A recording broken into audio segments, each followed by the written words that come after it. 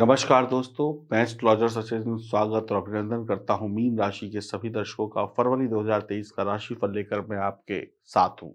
यह जानकारी चंद्र राशि और नाम राशि पर आधारित होगी।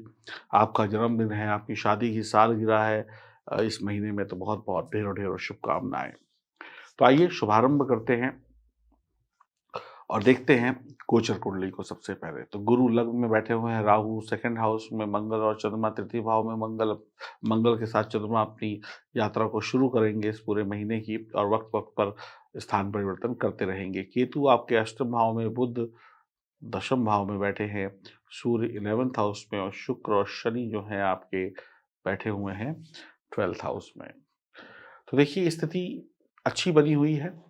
गुरु का आशीर्वाद मिल रहा है, मंगल भी अच्छी पोजीशन में है, बुध की भी पोजीशन अच्छी है, सूर्य की भी पोजीशन अच्छी है। लेकिन सूर्य जब आ जाएँगे आपके 12th हाउस में शनि के साथ 13 तारीख के बाद, तो थोड़ा सँभल कर रहना होगा। और शुक्र और गुरु की युति भी हो जाएगी और 15 तारीख के बाद। और शुक्र लग्न में आ जाएँगे गुरुदेव के साथ और अच्छी दोस्ती निभाएँगे।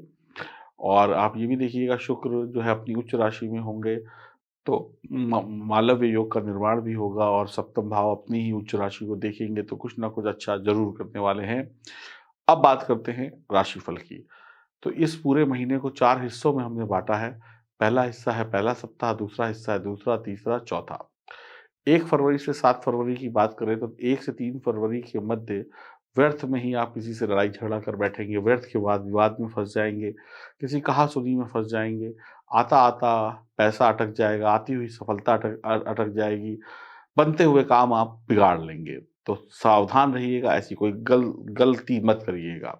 शत्रु अपने आप बन बैठेगा, आप मौका दे देंगे लोगों को कि वो आप पे उँगली उठा सकें। आपकी आलोचना हो सकती है, निंदा हो सकती है, खर्चे बढ़ सकते हैं, सफलता आते-आते दूर हो सकती है, खर्चा बढ़ सकता है, दिक्कत हो सकती है, सेहत बिगड़ सकती है, टेंशन आ सकती है। 4-6 तारीख को संकट के बादल हट जाएँगे और आप थोड़ा राहत लेंगे।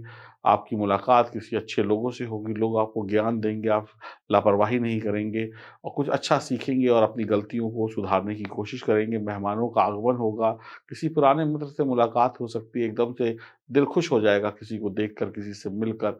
7 तारीख को शुभ समाचार मिलेंगे, शत्रु परास्त होंगे, कहीं से अटका हुआ जो धन था, जो शुरुआत में गलतियाँ की थी, अब वो गलतियाँ सुधरेंगी और आपकी स्थिति बेहतर होगी।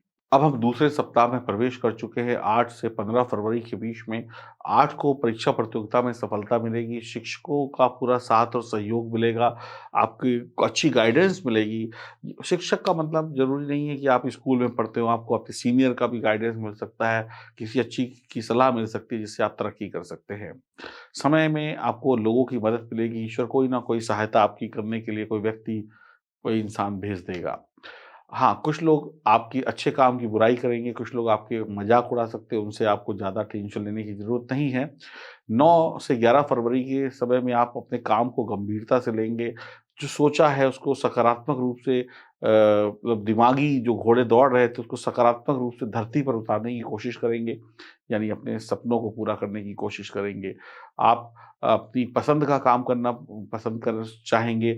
हो सकता है कोई मजबूरी में नौकरी कर रहे हो, मजबूरी में काम कर रहे हो, उसको बदल कर वो करेंगे जो आपकी इच्छा हो। आपको लोकप्रियता मिलेगी, आपकी सक्सेस ऊपर की तरफ जाएगी, आप घर के अपने मुद्दों को सुलझा लेंगे। 11 से 13 फरवरी की बात करें तो स्वास्थ्य में थोड़ी गड़बड़ हो सकती है और व्यापार में कोई बड़ी डील भी मिल सकती है। तो बु बु बिगड़ा हुआ स्वास्थ्य किसी बड़ी डील के बीच में अवरोध पैदा कर सकता है, ध्यान रखिएगा और उसकी वजह से ऑर्डर निकल सकता है, तो स्वस्थ रहिएगा, अलर्ट रहिएगा।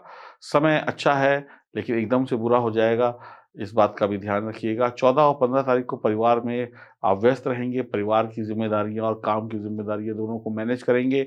सरकारी कोई काम है, कोई कोर्ट कचहरी का काम है या कोई और काम है, उसको निपटाने में आप दिमाग लगाएँगे और सफलता भी मिलेगी।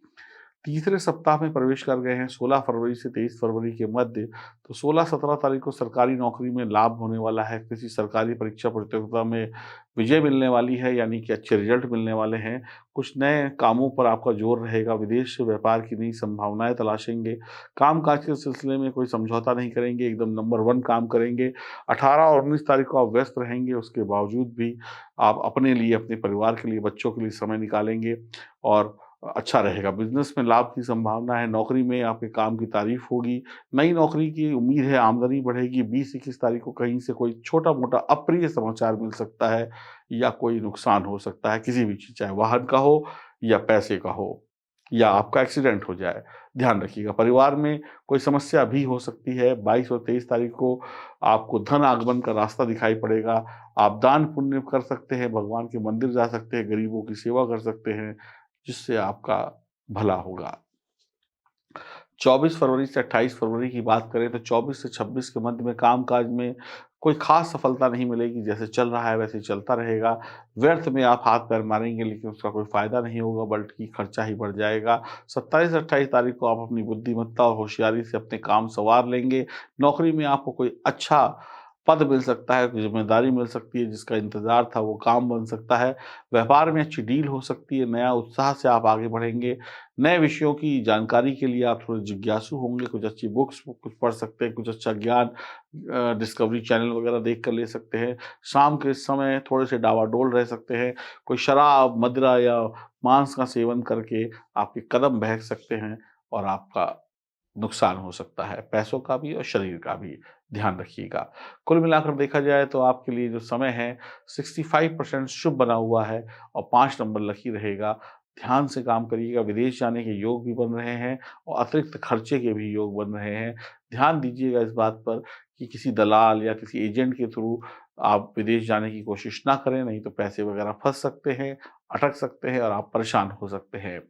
सही तरीके से अपनी योग्यता से जाएँगे तो ठीक रहेगा, भले जा पाएँ या ना जा पाएँ वो एक अलग बात है, लेकिन किसी के भरोसे जाने की कोशिश करेंगे तो नुकसान की संभावनाएँ ज़्यादा है। हनुमान जी की उपासना और शिव जी की उपासना से आपका कल्याण होगा। रोज़ हनुमान चालीसा पढ़िए और एक माला ओम नमः शिवाय मंत्र का जाप करिए। मंगलवार और सोमवार को अगर भगवान के दर्शन करने मंदिर जा सकते हैं तो जाइए, आपके लिए बहुत अच्छा रहेगा। आपके कष्ट मिटेंगे और आप आगे बढ़ेंगे। कुल मिलाकर धन लाभ की स्थितियाँ भी बनी हैं, नुकसान की भी स्थितियाँ बनी हैं। ये महीना कुछ ऐसे बीतेगा कि एक हाथ से धन आएगा तो एक हाथ से जाने के रास्ते भी खुलेंगे। तो अच्छा मैनेजमेंट, अच्छी रणनीति से आप चीज़ों को बचा भी सकते हैं और अपने पैसों को बचाकर सही जगह पे इन्वेस्ट भी कर सकते हैं। तो विदेश जाइए, लेकिन लालच में मत जाइए और किसी लालची व्यक्ति के हाथों फँसने की भी संभावना है। कोई आपको बातों में बहला-फुसला कर इधर-उधर चक्कर में घुमा सकता है। तो ध्यान रखिएगा और ईश्वर की आराधना करते रहिए। अगर आपकी जन्म कुंडली में सितारे अच्छे हैं तो कोई चिंता करने की आवश्यकता नहीं है। अगर सितारे अच्छे नहीं हैं तो उनको सही कराने के लिए दिए गए नंबरों पे संपर्क करें।